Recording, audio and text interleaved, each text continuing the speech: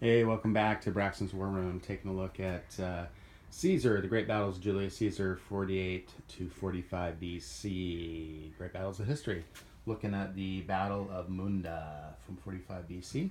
This took place in Spain and it was one of the last battles of the civil wars between the Pompeian forces and Caesar. So, beginning, let's see.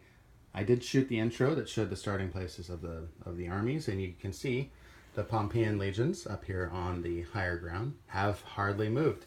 I did not see any reason that they should leave their position of high ground. They certainly have the slightly their army, their legions are not as good quality as the Caesarian legions. All the Caesarian legions, I'm going to zoom in here, are actually all veteran, as you can see, the VET. They got higher troop quality, and they're a little bit stronger aspects than the Pompeian legions, which are, see if I can get this without messing up. Almost, there we go. They're a conscript, CON, so which means they don't do as well, especially navigating, going elevations. They take cohesion hits a little bit easier than the veteran legions. So, not a lot of movement as you can see, and this is one of the challenges of this system when you're dealing with elevation changes. Look past the garish colors. I have been able to do that and been focusing on what I'm doing here. The red, I love the red. It's just so late 1980s, early 90s war games. Anyway, so what's happened is the Caesarian army has advanced slowly up the grade here, coming up onto where the Pompeians are. And what I did with my left three legions on this side, Caesar used his elite commander ability. And there he is. There's Caesar. His elite command ability to send a section command to Lepidus, which is right down here, and he activated all three legions. They went into calm at the end of their movement, and by going into calm, they were able to reduce the amount of cohesion hits. They would only take one cohesion hit going uphill multiple levels.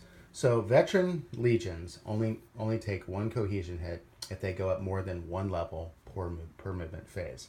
When they're in column, they only take one cohesion hit regardless of how many levels they go up.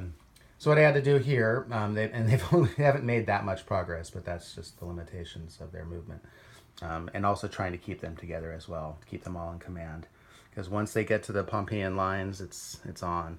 So the one little thing, we got some skirmishers blocking their way and causing. I mean, obviously the legions will blow right through them, but they're doing what they do best: is harass and dispersal. Retreating, coming up, firing, retreating. Haven't done too much damage yet. They did take out some of the Caesarian skirmishers, which are kind of caught up now behind the advancing line.